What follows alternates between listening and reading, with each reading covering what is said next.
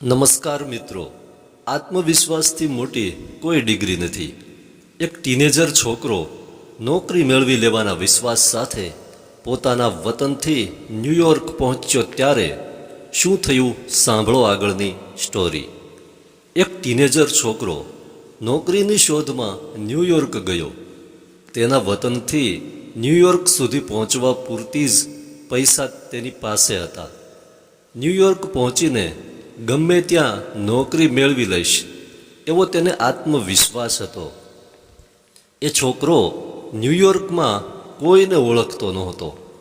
તેની પાસે એક જર્જરિત બેગમાં થોડા કપડાં હતા. બીજું કંઈ તેની પાસે નહોતું.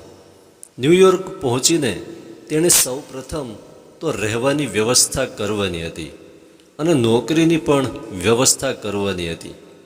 તેની પાસે પૈસા તો હતા નહીં, એટલે તેણે નોકરી શોધવા માટે એ જ દિવસે રઝળપાટ કરી. પણ તેને દરેક જગ્યાએ ના સાંભળવી પડી. રાત પડવા આવી પણ તેને નોકરી મળી નહીં. રાતે ક્યાં રોકાવું એની ચિંતા પણ તેના મનમાં હતી. છેવટે તે ન્યૂયોર્કની એક હોટલમાં પહોંચ્યો. તેણે હોટલના મેનેજરને કહ્યું કે મને નોકરી આપશો. મેનેજરે જવાબ વાળ્યો કે અમારે ત્યાં પૂરતા કર્મચારીઓ છે, અમને નોકરીની જરૂર નથી. છોકરાએ કહ્યું કે મને નોકરીની સખત જરૂર છે, મને એક તક આપો. મેનેજરે કહ્યું, ભલા માણસ, તને એકવાર તો કહ્યું કે મારી પાસે પૂરતા નોકરો છે, વધુ નોકરની જરૂર જ નથી, તો પછી તને શા માટે નોકરીએ રાખવું? છોકરો ત્યાં જ ઊભો રહ્યો. થોડી વાર વિચારીને તેણે કહ્યું, હું તમારી હોટલને ફાયદો કરાવી આપું તો એના વળતર રૂપે તમે મને 1 મહિના સુધી તમારી હોટલમાં મફત રહેવાની અને ખાવાની વ્યવસ્થા કરી આપશો? હવે મેનેજરે છોકરાને ધ્યાનથી જોયો.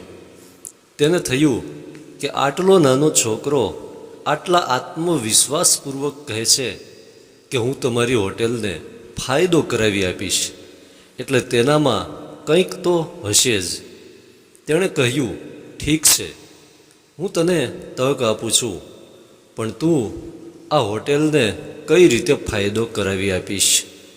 નોકરીની શોધમાં ન્યૂયોર્ક પહોંચી ગયેલા ટીનેજર છોકરાએ ન્યૂયોર્કની એક હોટલમાં નોકરી શોધવાની કોશિશ કરી, પણ મેનેજરે તેને નોકરી આપવાની ના ભણી. એટલે તેણે હોટેલને ફાયદો કરાવવાની ઓફર આપી અને મેનેજરને તેની વાતમાં રસ પડ્યો.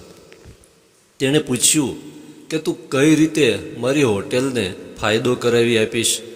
છોકરાએ કહ્યું, હું જે જહાજમાં ન્યૂયોર્ક બંદર પર આવ્યો એ જહાજના પ્રવાસીઓમાંથી ઘણા બધા એવી ચિંતા કરતા હતા કે ન્યૂયોર્કમાં અજાણી હોટેલમાં ઉતરવું પડશે.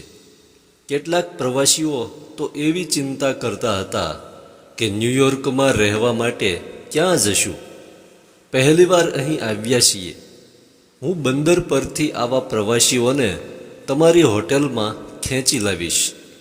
એના બદલામાં તમારે મને 1 મહિના સુધી મફત રહેવાનું અને ખાવાનું ગોઠવી આપવાનું.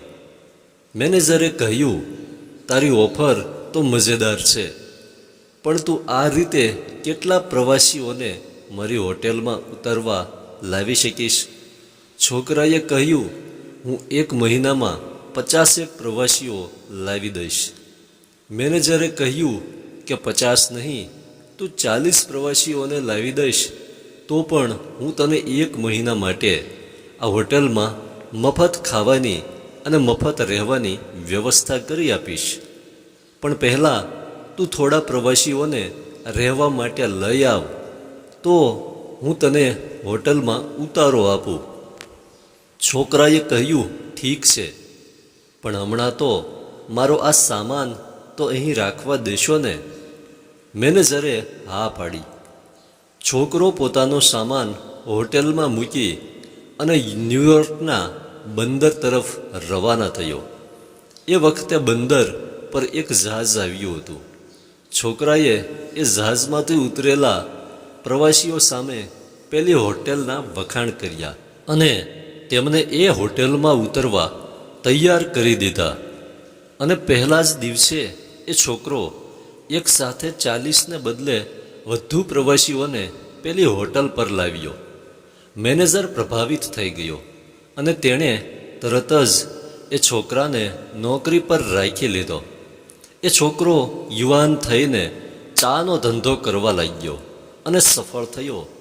તેણે પોતાની અટકની બ્રાન્ડ સાથે ચાની કંપની શરૂ કરી અને એ બ્રાન્ડ જગ મશહૂર બની ગઈ. એ છોકરો હતો થોમસ લિપ્ટન, જેણે લિપ્ટન ચાને જગ વિખ્યાત બનાવી. ધન્યવાદ.